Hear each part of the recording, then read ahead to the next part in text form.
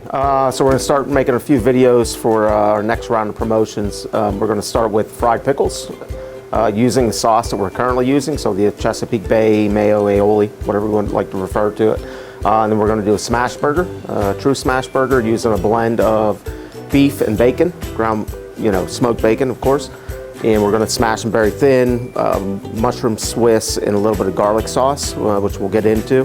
Then we're going to do a dessert of Tami's Pineapple Dream, very, very simple dessert. And then we're going to wrap it up with the old number 7. So it's going to be a beef kebab with vegetables, rice pilaf, and we'll talk a little bit more about that. So we're going to deep fry for 2 minutes, okay, 350 degrees obviously. The only real thing about this is do not shake them when you first put them in the fryer, because they will have a tendency to lose their breading. So put them in, leave them go. Again, exactly 2 minutes. Okay, so again, pickles fried, 2 minutes. Don't shake the basket. Serve in a boat. Don't mind my hands for picture purposes. And we're simply going to serve with a side of sauce. That's it.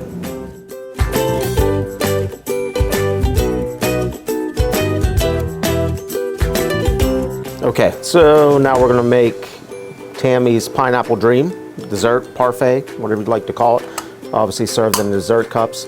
Crushed pineapple and juice. These should come in number 10 cans. Today we're making a half recipe, so this is approximately half a 10 can. It's very important you have the pineapple as well as a little bit of the juice. So you may actually have to, separate the entire thing from the can and then, portion in half if you want to make a half. Here's whipped topping, liquid, our vanilla pudding, dry mix, bottom of the cups, graham cracker, and a little bit of whipped cream for on top. The graham cracker on the bottom, just personal preference, I like it on the bottom. Keeps the actual product from sticking to the bottom, creates a little bit of a, contrast and layers, and also a little bit of obviously flavor and texture. So this is, again, very straightforward.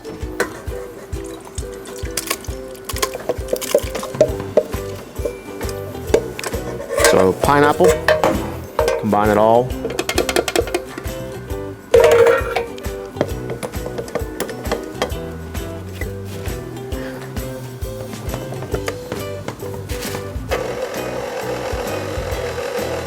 I'm going to start low on this mixer just because it's small and I don't feel like being covered in pineapple. So we're going to mix this probably about 4 minutes, kind of let everything incorporate, and scrape the bowl halfway through or as needed. When it's done, we can actually, portion it into our cups after we put the graham cracker in the bottom.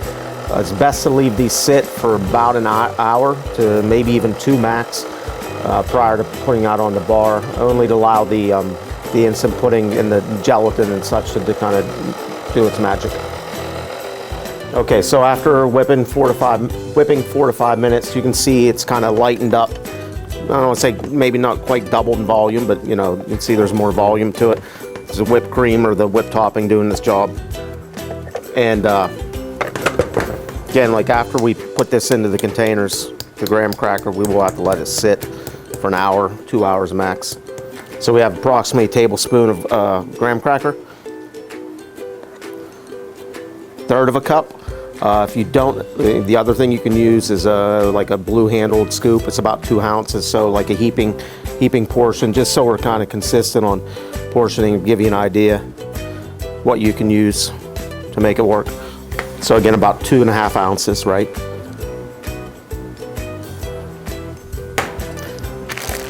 Then there are prep people's favorite, a little bit of whipped cream on top. And that's it.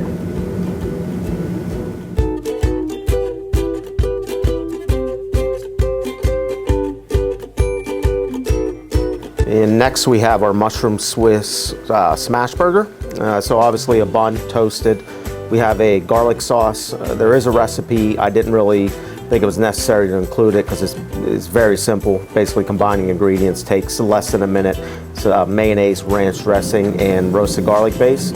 And then here we have a blend of beef and bacon, right? So imparts a little bit of flavor, and a little higher fat content. so kind of, you know, keeps some moisture intact. So this is going to consist of 2 3-ounce burgers, and it's going to go against everything that you've been taught and, you know, probably learned over the years as far as cooking a burger if no one's familiar with them. And obviously Swiss cheese and mushrooms, and that is it. This will be offered as an add-on or a la carte, very similar exactly how we do our tuna melt. So we're going to cut, and then we're going to go over and cook them. Okay, so this is all about technique. That being said, they don't have to be perfect because they are a smash burger. And like I said earlier, it's going to go against literally everything that you've been taught, and you know, in Hoss land, and you know, maybe even other places. So lightly prep the grill, hot spot, very hot spot, right? We're just going to kind of go in the middle here. And these are going to come portioned, kind of working out the portioning size or packaging, but it should come about 2 per pack, 2 orders per pack, so you know, won't have to like have them open and some things like that, so it should make it a little bit easier. So we're going to take 2 of them, I'm going to put them on, just give them a little smash. You can use spatula, whatever works best. And all we're doing here is we're going to get just a little bit of sear on one side, because then we're going to undercut them. So again, this is a light smash. We're going to undercut them, flip them, and then we're going to really press them down.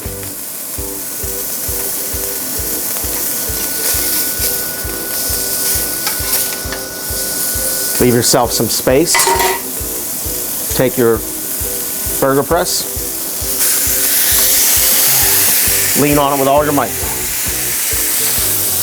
If you get a little stickage, again, that's okay. Spatula on. These do not have to be pretty. Same here.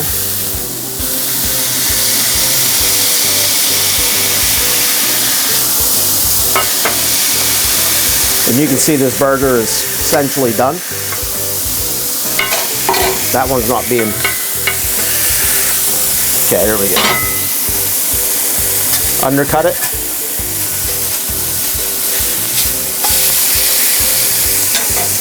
So this is what we're looking for, crust-wise, right? And if you can even get them a little bit thinner, that's okay, it's acceptable, but no thicker. Same way, crust, cheese. At this point, you could go into the melter, kind of spatula, hot spatula.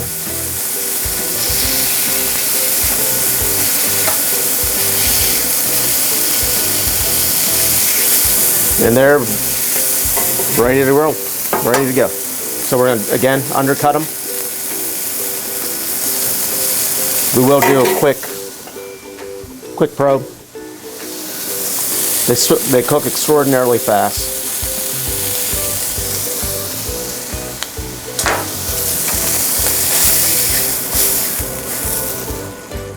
Transfer to the bun.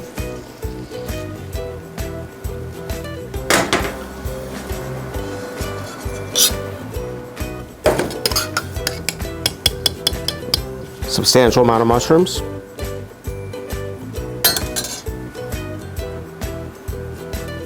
That's it. Extraordinarily popular right now, smash burgers, so I kind of expect these to sell fairly well.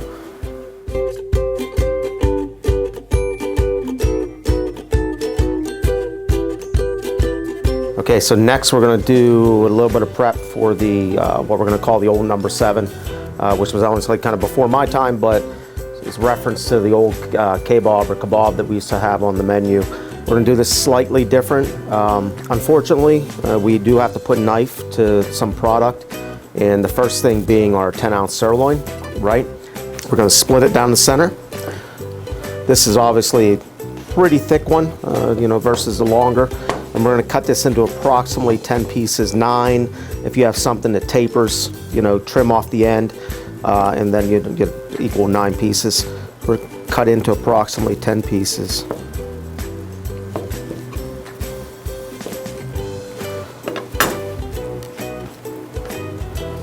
So what we're looking for is about 7 ounces. Definitely not under, nothing over. We're kind of going to allow about a ½ ounce leeway. So 7 to 7.5, no more than 7.5. And all we're going to do is skewer them.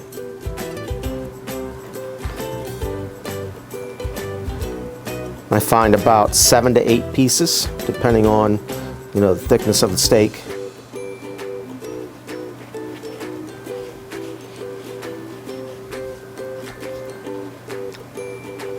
So this is a 10-inch skewer. What I highly suggest is spread them out as much as you possibly can. This can be done in advance. If you're a little bit on the slower side during the day, you could actually, you know, potentially do this as you need it. Don't suggest it, but it is doable. So again, here we have one finished. We're at about 7.2 ounces. You will need a scale when you do this. This one is exactly 7 ounces. We're at 7 pieces. So again, that could vary depending on, you know, the size of the cube or the dice or whatever you'd like to call it, as far as the count. So this one actually has 8 pieces. This one has 7 pieces. And so the next thing we're going to do is a vegetable skewer. So we're keeping these separate. So we're going to have our beef skewer and we're going to have a separate vegetable skewer, because we're actually going to have two different cooking processes. And being that the vegetables and the beef cook, you know, totally different times, that's the whole reason, the purpose behind that. Okay, so the last thing we have for this is our vegetable skewer to go along with the beef skewer. These actually are going to require you to soak the skewers, okay? You know, a couple hours prior to, because these are going to go up in the salamander under very high heat, and they can burn up pretty quickly. And you can use these for the beef as well. The only thing you've got to be, you know, aware of is, you know, no cross-contamination. So, you know, you don't want to actually use beef and vegetable all in the same. So if you keep them separate, or just, you know, keep these specifically for the vegetable, and dry skewers are completely fine with the for the beef skewer. So this is the end result before we get into cutting, right? So the acronym, I'm sorry, I have to look because it's kind of an old school thing. It is POM, P-O-M, T-POM, right? T-P. POM, T-POM, T-P. So pepper, onion, mushroom, tomato, right? POM, T-P. You get the gist. All right, so for the peppers, I'm not going to demonstrate it because it's clearly just dicing, kind of a large dice, green bell pepper. Try to get maximum yield out of the pepper. Mushrooms, we are going to use button mushrooms. These may be a little bit on the larger side, but still acceptable. Any of these that you may have, you know, in circulation that you're not using, whether or not it's because this isn't selling or for whatever reason, maybe they're on their last day. These can be used on the cook's line for, you know, steak, mushrooms, and such. At minimum, cut them in half. If you're feeling skippy, you can, you know, slice them up. Then we have our tomato. So our tomato, again, very simple. We're going to take it. I cut it from this end because I use that as a guide, right? So basically, it's going to cut it into quarters. Okay. Core it, your knife, slight angle, like so. So now we're cored, and all we're going to do is cut that in half for a total 8 pieces. You know, if your tomato's large for some, you know, some odd reason, you'll have to adjust. You know, maybe cut it into, you know, 10s instead of 8s, that kind of thing. Or if you're using, you know, plum tomatoes or, you know, something like that, I know we have right now in circulation because it's a substitute, you may have to cut into 4s. Onions, we have one cut already, but this is just a halved onion, right? Just cut the onion right down the center. Same thing, slight angle, core it, remove the outer leaf. Onion's falling apart. I'm going to cut it down the center. Down the center. So 8 equal pieces. Like so, okay? Okay, so now we're going to assemble the skewers. Again, here's the one we already have, you know, assembled. The couple different ways you can go about doing this. You can assemble one skewer at a time, right? So you can do, you know, pepper, onion, mushroom, tomato, you know, etc. Or I prefer kind of Henry Ford method, kind kind of assembly line where, let's say I'm doing 20 skewers, I'll put peppers on 20 skewers. Then I'll go back and I'll put onion on 20 skewers, and I'll go back and put tomato on 20 skewers. That's really just a preferred method. Whatever works easiest for you, whatever you're able to, remember, that kind of thing. Definitely wear a cut glove, because these things can be a little sharp, and it helps. The onions do not need to be concentric, right? So what I mean by that is you don't need to have every layer of onion, perfectly the same. So if you do this, you're missing some, or if it's like this, I'm just trying to give you guys some examples.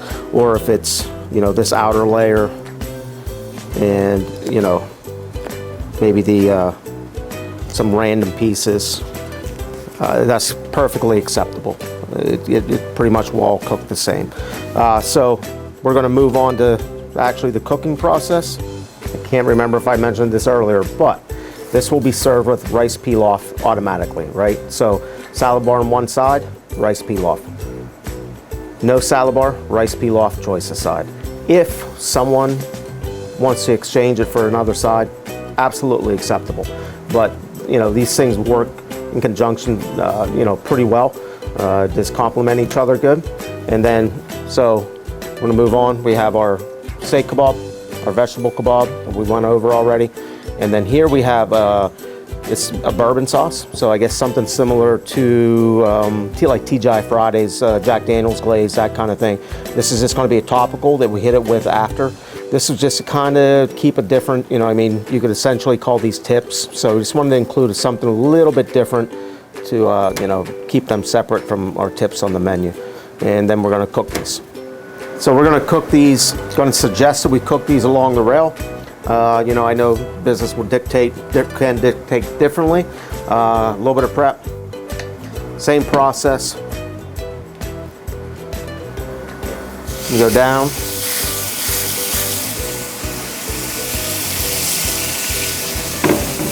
Prep and season.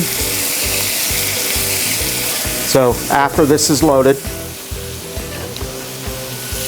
skewer is going to go up into the salamander, high heat, a little bit of prep to inhibit browning, or promote browning, sorry, a little bit of prep.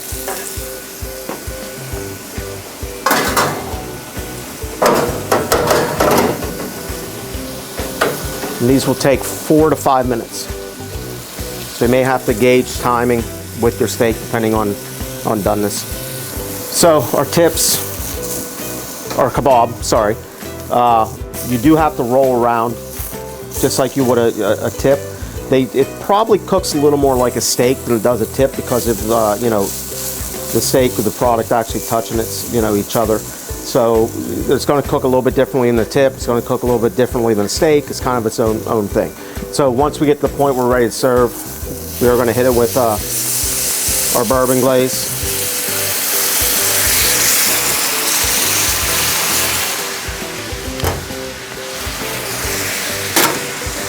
I'm going to bring our kebab here. So our kebab that went up, you can see it has some char to it. That's exactly what we're looking for. Kind of mimic that grill aspect. So we're going to plate it with our rice pilaf. We are going to take these off of the kebabs, right? So I'm going to be probably a little more ginger than I need to be because I'm going to be taking a picture.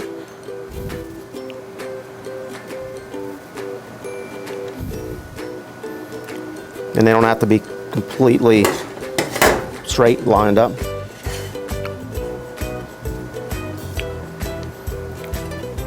We'll do the same with our kebab, our vegetable kebab. And again, one side, automatic rice pilaf, two sides, automatic rice pilaf, and a choice aside. And again, though, if someone's adamant about not having rice pilaf, we will accommodate.